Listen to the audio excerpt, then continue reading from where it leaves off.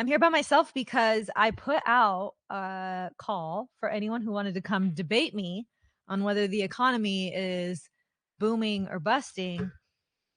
And it was crickets. No one wanted to come talk about it. So if you're watching this and you want to debate me on that, you're invited next month. We can talk about it.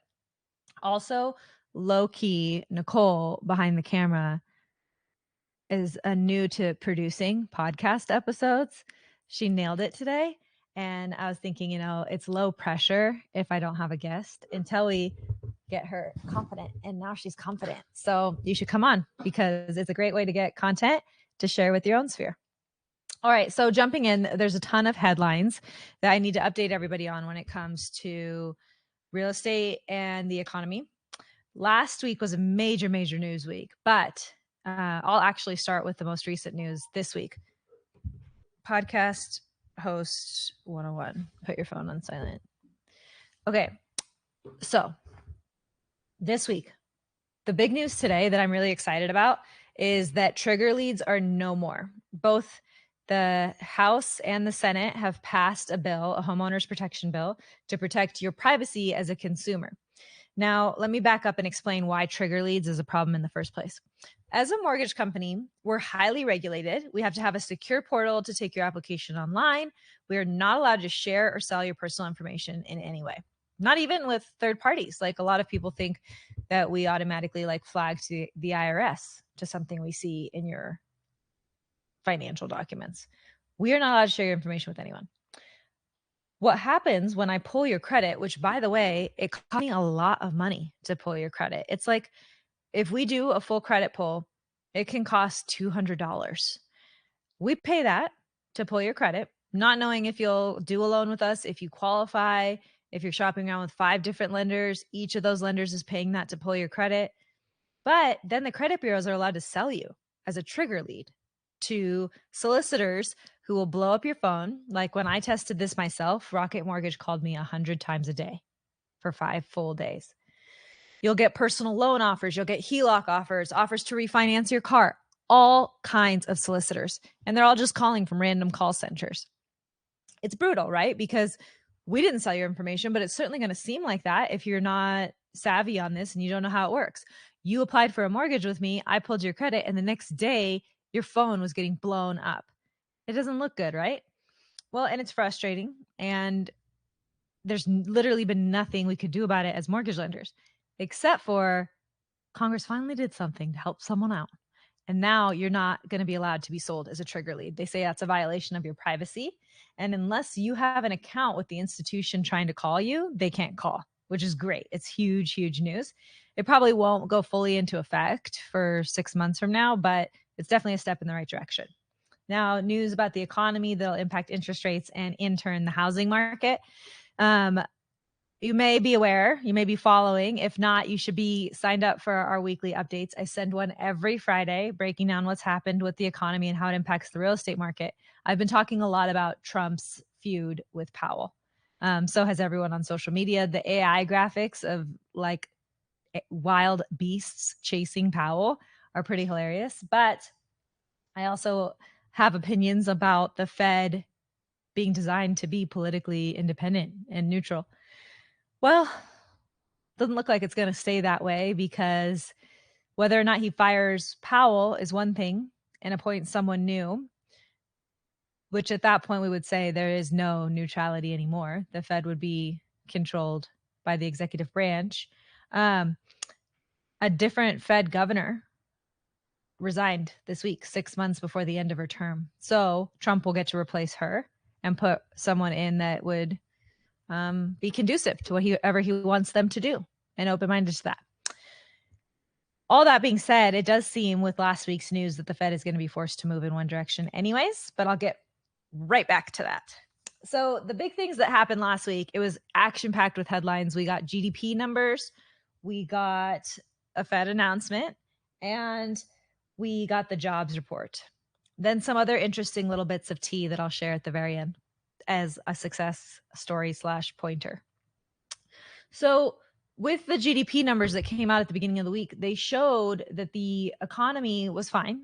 Q1 showed actually negative growth, which everyone was quite concerned about, because then if Q2 of 2025 would have also shown a contraction, then we would officially be in a recession. It did not. But what was interesting in the report is mainly the driver of the economy has been imports, which we know companies, manufacturers, supply chains were importing a ton to get ahead of the impact of tariffs on the prices of the supplies they needed. So it wasn't actually confident consumer spending that was driving the GDP to be a positive number. It was imports. So we'll see how this plays out in the next quarter, and if that continues even after the tariffs have gone into effect. The reason that we watch GDP so much is because, one, politicians love to talk about it. But two, as I mentioned, if you have 2 consecutive quarters of slowed economic growth, then you're officially in a recession. A recession would dictate a lot of monetary policy from the Fed. It would also influence investor behavior. The truth of the matter is, I think investor behavior is already acting as though we're in a recession. And that was a big thing that Val and I talked about 2 months ago on Property Pursuits right here. Was there's this moment of hesitation and pause. People are a little bit scared right now, and it's impacting their spending at the mall. It's impacting their purchases of large investment type things like cars, booking vacations, and it's impacting whether or not they're buying real estate. We're kind of seeing that across the board, that consumer confidence is already under the impression, it's already weakened by the threats of a recession. So the Fed did their meeting last week, and there was no rate cut, which was no surprise. No one was really expecting one at that point. But what was interesting was they said that tariffs are still enough of a threat that they need to hold the Fed funds rate steady and continue their pause. They haven't, in recent meetings, they have not cut or hiked their Fed funds rate. But there was 2 dissenting governors to the decision, and there hasn't been a double dissent since like 1993. So there's already starting to be some like ruffles there, right? Where some of the Fed governors feel that we should start taking action to cut the Fed funds rate to reduce borrowing costs and to stimulate consumer spending. The Fed funds rate is not exactly the mortgage interest rate, but it certainly influences. Monetary policy definitely influences the demand for mortgage bonds.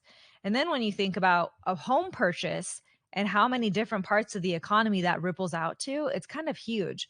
When someone purchases a house, then they purchase furniture for that house and decorations for that house. And it takes another house off the market, meaning more houses need to be built, which goes into the construction sector, which goes back to permitting and architects who make the designs and all the contractors involved in the building of a home.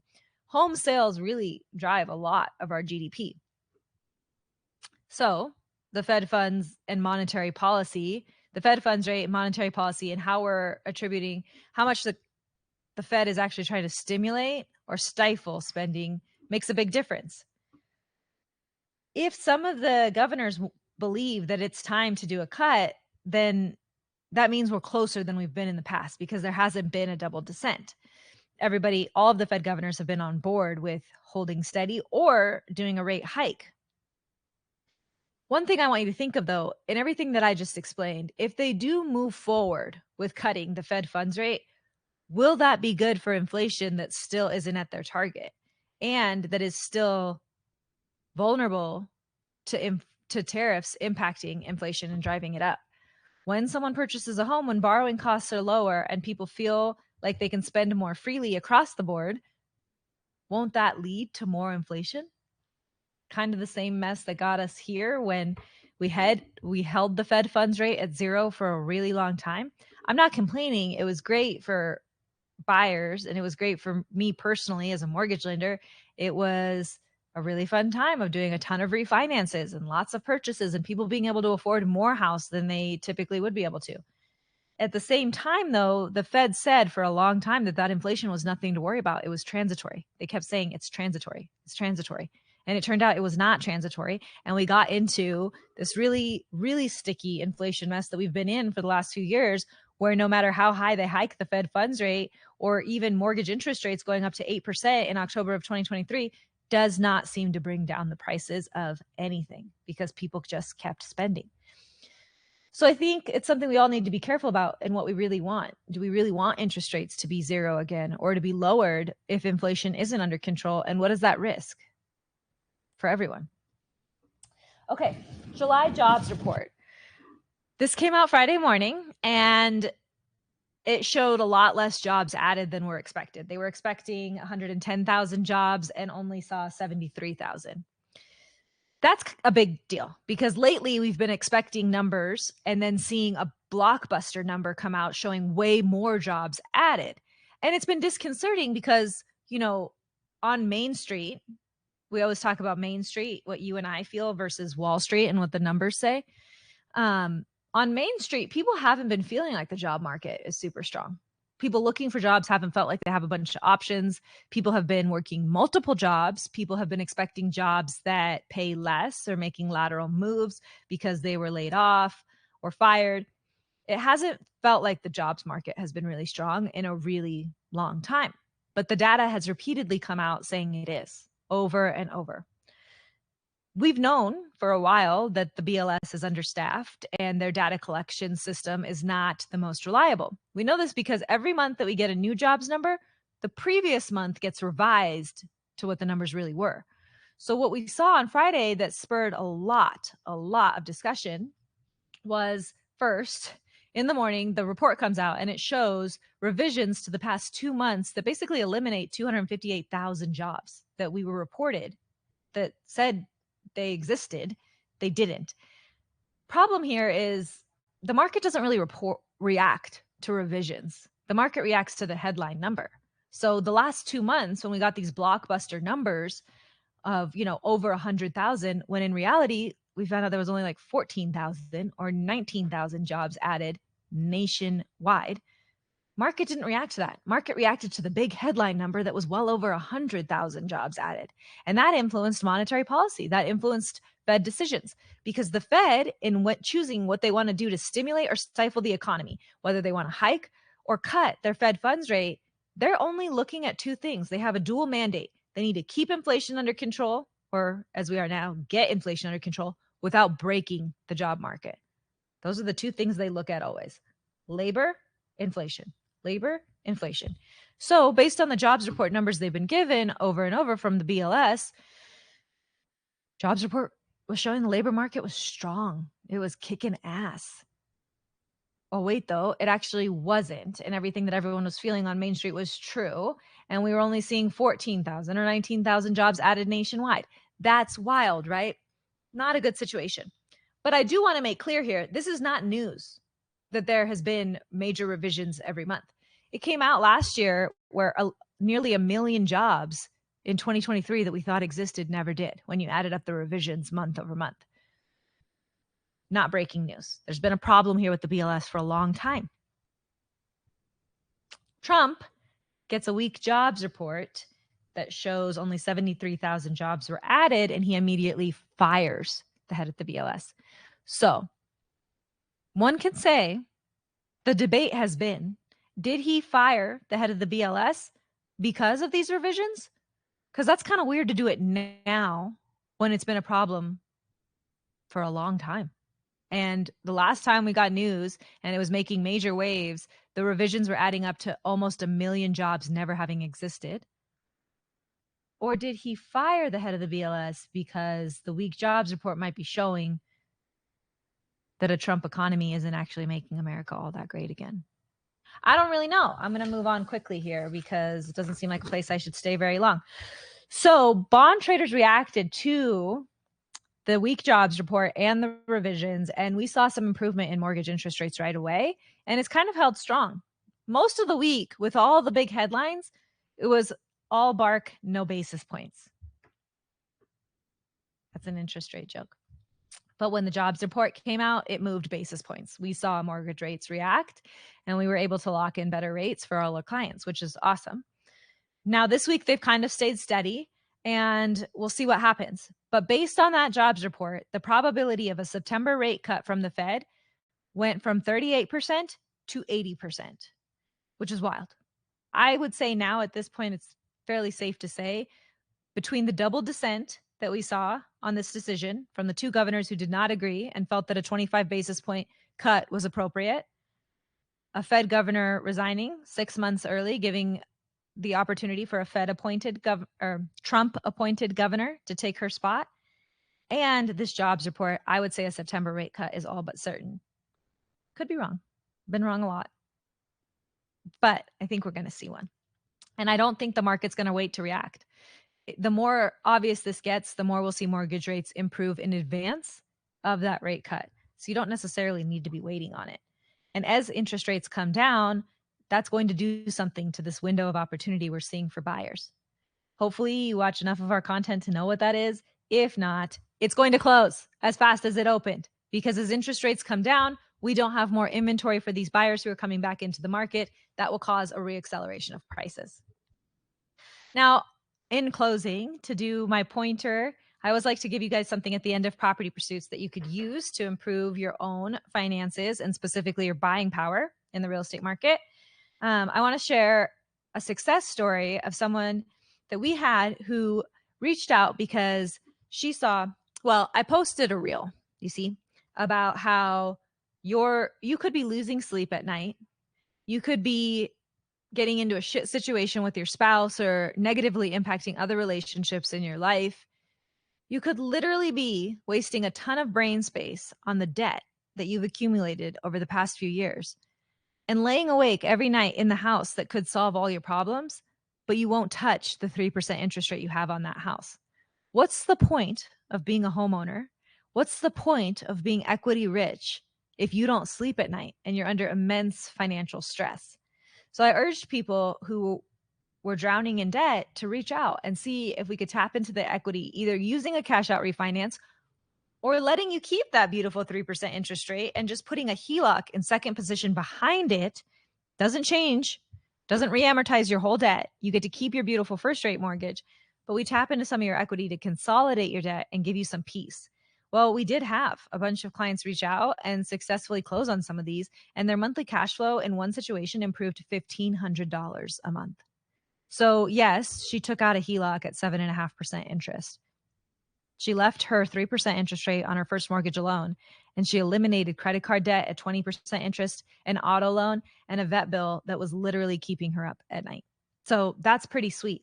But the data also shows, and this is where I was talking about, I had some tea at the end. The data shows that amongst high earners, which are defined as people earning $150,000 or more per year, delinquencies are up. Not on houses. We're not talking about a housing crash, not mortgage delinquencies, but credit card delinquencies and car loan delinquencies and personal loan delinquencies and people not making their payments on buy now, pay later. Delinquencies are up amongst high earners. Now, I personally think this is because my generation, the millennials, has the highest, worst case of keeping up with the Joneses known to mankind, that we are obsessed with status and that we've spent and been a significant part of why inflation has been so sticky, because we spent beyond our means for years and years and years. I personally think that has a big piece of this puzzle, and that's why high earners are showing so many delinquencies. They're literally high earners. So they do this data based on zip codes, and they've defined these wealthy zip codes. These highest income zip codes have not seen delinquencies this high in 3 years. So there's definitely a trend here, and it's kind of crazy.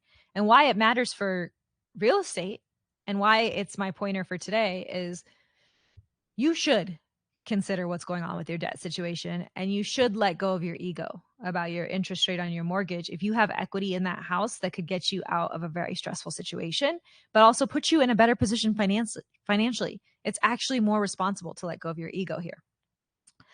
But this all matters for the larger picture of real estate because high earners drive consumer spending. They stimulate the economy in a very big way. And if they're running out of the ability to do so, we could see more recession indicators here very soon, which will be an opportunity for those paying attention to grab real estate. So that's our update for this month. You don't have to wait for the monthly property pursuits. I try to put content out about this on social media every week. And I also share that blog I mentioned every Friday so that you know how the recent headlines should impact your real estate strategies. Thanks for tuning in, and we will see you next month.